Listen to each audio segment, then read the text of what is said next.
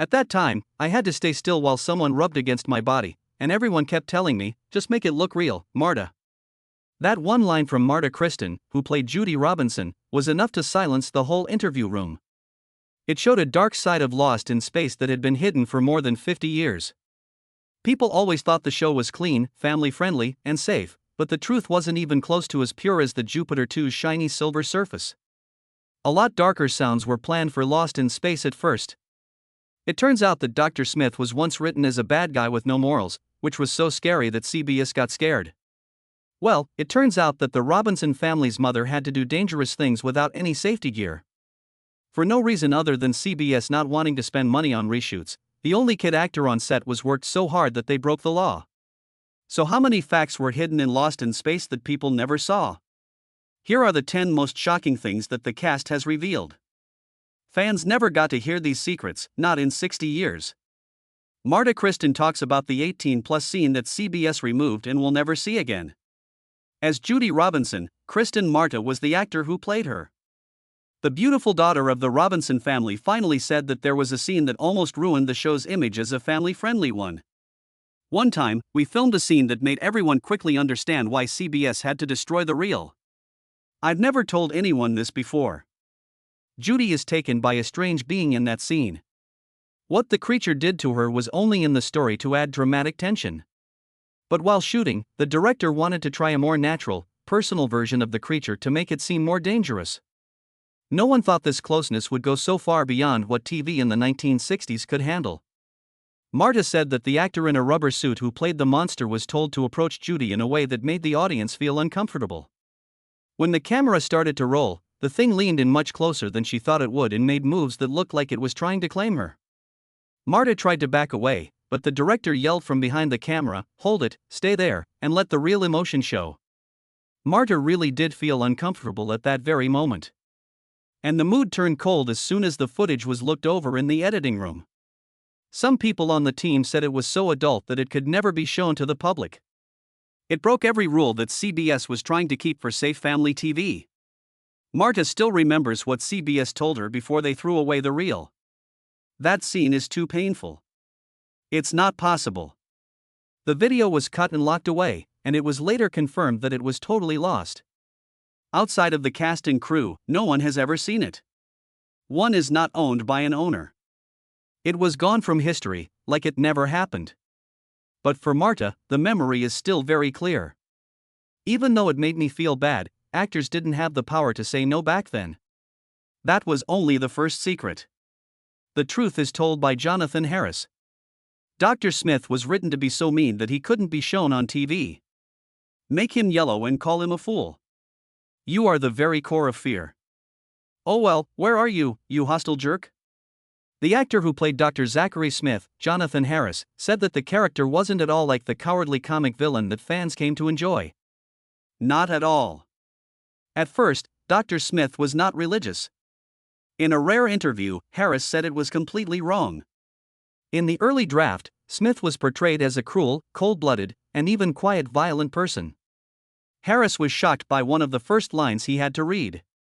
It seemed like Smith was ready to kill Will Robinson, the child, in order to save himself. Harris said that was too mean, even for a bad guy.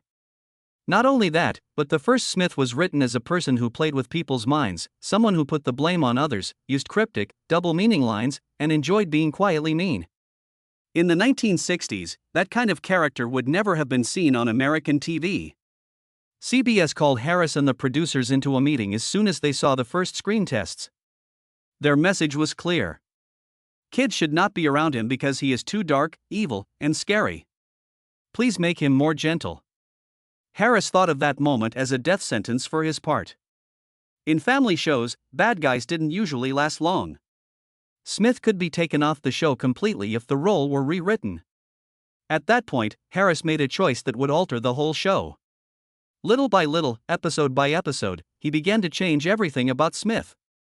He added movements that were too big. Funny whining and sly smiles that were always a little dangerous but always funny. No one saw Dr. Smith coming, but he turned him into someone that was both annoying and cute and funny. He called it a way to stay alive. And finally, CBS couldn't kill off the character anymore because everyone on the show knew what was going on. Without Dr. Smith, Lost in Space would be a much less strange and memorable show. June Lockhart says, CBS made me do dangerous scenes without any safety gear. June Lockhart had played pretty much the same part on the TV show Lassie for several seasons. Now there's a person who works hard for their client. Even scarier is what June Lockhart's story shows, how little care was given to people's safety in Hollywood in the 1960s. People remember June Lockhart as Maureen Robinson, the beautiful mother of the Robinson family. People remember her for being calm, kind, and smart. Behind those pictures of her strong will and grace as she stood next to John Robinson, though, CBS never wanted fans to know a dark truth. There was a scene in which June had to get out of the Jupiter 2 model, which was made almost 3 meters above the ground. The crew didn't put down a safety platform or pad the floor, instead, they just put down a thin carpet, mostly to block out noise and not to protect the players. Then it took place. Her foot went off the edge of the set as she stepped down. She hit the floor hard, rolled to the side, and hit a metal edge. Her hip and shoulder were hurt by the blow. She thought she wouldn't be able to keep shooting because the pain was so bad. For a short time, the whole stage was quiet. While a team member was running over, the director's voice cut through the noise. She was about to say, "I need a moment to check this. June, wake up. We need to shoot it from above again." June spoke out. "I made my point very clear. It's not safe." They said, "We don't have time for safe." A line that was so cold she would never forget it. There wasn't a set medic, protective gear, or way to handle injuries. There was only a shooting schedule and orders to keep moving. She said that this wasn't the only reason. There were many scenes where she had to run on wet, slick ground, stand under very hot studio lights, or play next to moving machines, and she wasn't told about the dangers. In interviews, CBS never brought up any of these events. At least on the surface, they wanted Lost in Space to stay good, clean, and safe. Mark Goddard says that CBS told me and Marta Kristen we couldn't show any love, not even by holding hands. "You already know how I feel about the kids." "Thanks, Don. I was sure you'd say yes. Why didn't you tell your parents about this?" "Nobody." "Okay. Okay then." Anyone who has ever watched Lost in Space and thought that Don West and Judy Robinson were keeping something from each other wasn't making it up. Mark Goddard, who played Don, said that CBS ruined the relationship that they had with each other before it could grow.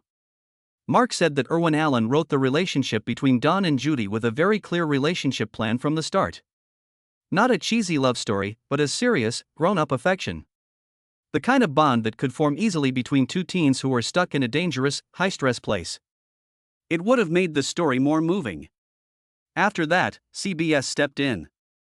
Mark could remember the talk that he later called one of the strangest orders of my life. A producer pulled them away after they filmed a scene where he and Marta shared a look that seemed a little too real. They were told not to touch, hold hands, hug, lean on, or look at each other for more than 3 seconds. He still remembers those words. A list of rules that seemed more appropriate for 2 actors playing enemies than for 2 characters who are starting to date. Marta Kristen later confirmed that Mark and I did have chemistry, but they always told us to stay away from each other. When kids watched TV in 1965, CBS was afraid that any sign of love could be seen as too adult, too suggestive, or even worse, emotionally inappropriate. Mark and Marta asked Irwin Allen if Don could take Judy's hand in a dangerous scene to keep her safe. A simple and safe action. CBS said no. There are too many hints in it. Mark summed it up. They wanted us to look like co-workers, not like real people. Why did fans always think Don and Judy had something? Because it was never shown to grow on TV. Billy Mooney says, "My leg would have been broken if the robot had fallen just a few inches the other way." This may be the only time the figure of the child genius was likable and not annoying. Again, Will gets to be a part of the stories more often than his sisters do. Billy Mooney, who was young Will Robinson, said something even worse. Making sure kids were safe on set was never the main goal. It was only 11 years old for Billy. Still, he was given a lot of dangerous scenes that would be against the law today if they were done by a child. One of the worst things that happened was when Will and the robot were moving across an alien country in a scene that seemed harmless. At that time, Bob May was controlling the robot from inside a suit that weighed almost 90 kilograms and made it almost impossible to see. When I moved, the suit shook very hard and randomly, like it might fall over at any time. And it did fall that day. Billy explained quietly, but the fear from when he was a child was still in his eyes. It got off balance for the robot. No one could answer when I heard Bob yelling. That whole body of heavy music hit me like a tree fall. He tried to get away, but it took too long. The robot fell to the side and hit him right on the head. The whole piece of cold metal hit his leg hard. A force that could take a grown-up to the hospital. Billy has a very clear memory of it. Without even a small change, just a few inches, my leg would have been crushed. The filming stopped right away. From inside the suit, Bob May yelled for help. Bill was hurt and shocked. The team became scared. What came next, though, was even stranger. There was no report of the accident, medical exam, formal statement, or apology. Instead, CBS sent out a scary order: do not bring this up, ever. The next day, Billy went back to shooting, but his legs were still swollen. At that time, it was easier to replace a kid actor in Hollywood than a 90-kilogram robot that had become the show's icon. So no one said anything. He finally talked about it after almost 50 years. Bob May says I passed out twice while wearing the robot suit, and CBS won't let us talk about it again. You can see that I'm here. Have a nice morning. People think of the Lost in Space robot as a cute and fun machine with the famous line "Danger, Will Robinson." Robo wasn't a cute figure for Bob May, who had to live in that metal shell for all 3 seasons. It was a jail made of steel. Bob May said the robot suit was made of stiff materials, weighed almost 200 pounds, and didn't have any cooling or airflow systems. It could get hotter than 130 degrees inside the suit, especially when it came to the old incandescent studio lights, which were very strong, very hot, and very dangerous if you stood under them for too long. Bob said, I got so hot that my eyes turned white. I was having trouble breathing. I was sure I was going to pass out. The worst thing that happened was when the robot was standing next to a control panel that was lit directly in red. The metal suit took in the heat and got so hot so quickly that Bob thought my skin was on fire. The robot couldn't move or call for help, though, because he had to stay still for the shot. There was a lot of noise on stage from the fans and machinery, so Bob had to speak to a technician. After a few seconds, his head spun. His mouth was wet with sweat, and he couldn't wipe it off. He started to breathe more slowly. His vision got fuzzy. The video kept going. I believe I said, I'm not okay. I'm not okay. After that, everything went dark. Bob May passed out in his suit. 2 team members rushed over and used all of their strength to do so. To get the robot's body off of him. When they finally got him out, he was pale, hot, and barely breathing. It looked like someone had dragged him out of a steam room. It's too bad that was not the only time. The second event was very similar to the first. The suit got too hot. Bob lost all of his water, and he passed out again. But it wasn't the crashes that were the scariest. It was how CBS reacted. Bob says that they told us not to talk about this ever again. There was no news, interviews, or word of mouth. CBS was afraid that the public would find out that the childhood favorite figure was being acted out in ways that could kill a man. That truth was buried for many years. As Guy Williams says, I was demoted from Zorro to a helpless dad who just hangs out. If your father is an astrophysicist astronaut with a ray gun, he's your normal sensible man and father figure. Plus, he's a cool dad who lets the boyfriend of his daughter go on vacation with the family. The confessions from the stars of Lost in Space might be the saddest ones. Listen to Guy Williams. Not because he was in danger or hurt, but because he felt ashamed that a hero who used to be famous was now just a supporting character in the show he was told would be his. Before Lost in Space, Guy Williams played Zorro on TV, making him a legend, a hero, and a symbol of manhood around the world. He thought he would play the boss, John Robinson, the father explorer, again when he signed with CBS. She is the head of the Robinson family. An honest and strong moral core of the series. Things change quickly, though. Guy said that as season 1 went on, he became more aware that the attention was moving away from him. The stories became more and more about Dr. Smith, a character who was only supposed to be in a few episodes at first. But after Jonathan Harris turned Smith into a funny, flashy, and scene-stealing character, CBS turned the whole show's attention to him. Also John Robinson. Not as much talk. Not as many fight scenes. Not as many important times with his own family. Guy remembers a time when he wasn't supposed to have any important scenes for 5 days in a row. He wasn't just pushed to the side, he was also made into a character for show. At times, he felt like he wasn't needed in the Robinson family he was meant to lead. I agreed to be a hero. They turned me into a man who just stands and watches. That sentence revealed the wounded pride of an actor who had once stood at the top of Hollywood. Multiple crew members confirmed that Guy's demeanor changed. Noticeably, he grew quieter, less sociable, more distant, especially toward Jonathan Harris, who had stolen the spotlight though, unintentionally. It wasn't jealousy. It was betrayal by the very network that had promised him, "You will be the star." Instead, Guy became what he hated most. A weak, worried father, always reacting, never leading, the complete opposite of Zorro. This was the real reason he drifted away from the production and the career wound that stayed with him for the rest of his life. Billy Mooney reveals I worked 12 hours a day. Completely illegal under child labor laws. Billy was only 11 years old when Lost in Space began filming. Under the laws of the time, children were allowed to work a maximum of 6 hours per day, including their mandatory, on-set school time. But Billy's experience was nothing like that. There were days I worked 12 hours and children aren't allowed to do that, but no one cares. One sentence that exposes the raw truth of an era. Originally, Billy's schedule was reasonable. But when CBS realized Will Robinson was the most popular character among young viewers, they wanted more scenes, more emotions, more interactions, meaning Billy had to be on set constantly. He didn't just act, he had to study on set as well. But on days when filming ran long, school hours were simply cancelled. And when labor protection officials raised concerns, CBS had a solution. They told the crew not to record Billy's real working hours, not to file accurate reports, and absolutely not to let the press find out. When a studio teacher objected to Billy being overworked, they were replaced by the end of the week. Billy recalled, "There were times I was so tired I'd fall asleep in a chair, and when I woke up, they'd pull me straight into the next scene." There was no one truly protecting him. No stage parent could interfere with scheduling. No medical supervisor for child actors, a requirement today, but unheard of then. Even as a child, Billy understood that silence was the only way to keep his role. Only decades later, long after Lost in Space became a distant memory, did he finally speak the truth. "I wasn't supposed to work that much, but I was the kid on the show and everyone thought, kids don't get tired." A revelation that makes anyone re-watching Lost in Space shudder, because behind Will Robinson's bright smile was an exhausted boy fighting to survive a brutal schedule. Mark Goddard reveals, "We're forced to sign a gag clause.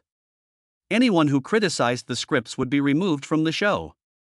Mark Goddard, the actor who played Major Don West, exposed yet another dark side. CBS controlled the cast's voices so aggressively that today it would be considered outright unethical. "We signed a gag clause. If we said anything bad about the scripts, even one sentence, we were threatened with being removed from the show." This was not an exaggeration. It was a real requirement presented to the cast when their contracts were renewed for season 2. According to Mark, the clause didn't just forbid criticizing the scripts in interviews, it forbade any negative comments, even casual remarks among the actors in the dressing room. The reason: by that point, the Lost in Space scripts were being ridiculed by critics for becoming too silly. Older fans were disappointed that the show had drifted into slapstick. The cast themselves were growing frustrated, especially Guy Williams. CBS feared that if any actor spoke openly, the public would question the quality of the series at a time when the network had already committed a large budget to seasons 2 and 3. So the network imposed a policy of absolute silence. Mark recalled a 2-hour internal meeting where CBS representatives warned. A colleague even told Mark that after casually remarking, "This week's script is a bit silly," that actors' scenes were cut down for 3 consecutive episodes. On Lost in Space, laughter rang out every week, but behind it was a workplace where actors had no right to speak, no right to protest, and no power to protect the artistic integrity of their own performances. Cast Together reveals they were treated unethically and many considered leaving the show. It wasn't just one person, not one isolated complaint. Over the years, as various cast members finally spoke up, it became clear that behind the colorful surface of a family show was a working environment where many felt treated like property, not people. June Lockhart was the first to break the silence, and her testimony opened the door for others to confirm the same painful truth. June remembered vividly, "There were times we felt like we were treated as assets, not human beings." Mark Goddard stepped forward to confirm this, saying, "No one in the cast was truly healthy during season 2. Everyone was pushing themselves, but we weren't allowed to complain." Then Marta Kristen spoke out. As the youngest adult actress in the cast, she was especially vulnerable. "Were days I was shaking from exhaustion, but they told me to keep filming," Marta said. "No one at CBS ever asked if I was okay." Bob May, trapped inside the 200-pound robot suit, recalled seeing June, Marta, and Mark walking like ghosts after long, overscheduled shooting days. "We were all worn down," Bob said.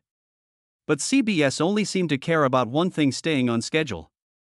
Even Jonathan Harris, the one cast member who always maintained humor through every scandal, admitted, "The combination of grueling hours, dangerous working conditions, and enforced silence slowly fractured the cast throughout seasons 2 and 3. Not because they disliked one another, but because each of them was forced into survival mode, struggling just to get through each week. No one had the energy to be anyone else's support system. And all of them, June, Mark, Marta, Billy. Even Bob admitted there were moments when they wanted to quit the show. Not because Lost in Space failed, but because they were not treated like human beings." After hearing what the cast themselves endured, it becomes almost impossible to view Lost in Space as a harmless family series. Behind every smile was a bruise. Behind every thrilling adventure was an illegal work schedule, a fainting actor inside a 200-pound suit, and real danger that CBS worked hard to conceal. Lost in Space created childhood memories for millions. But the price the cast paid, none of us ever saw. What about you? Did you always think Lost in Space was harmless? Or can you now sense a shadow you never knew how to name?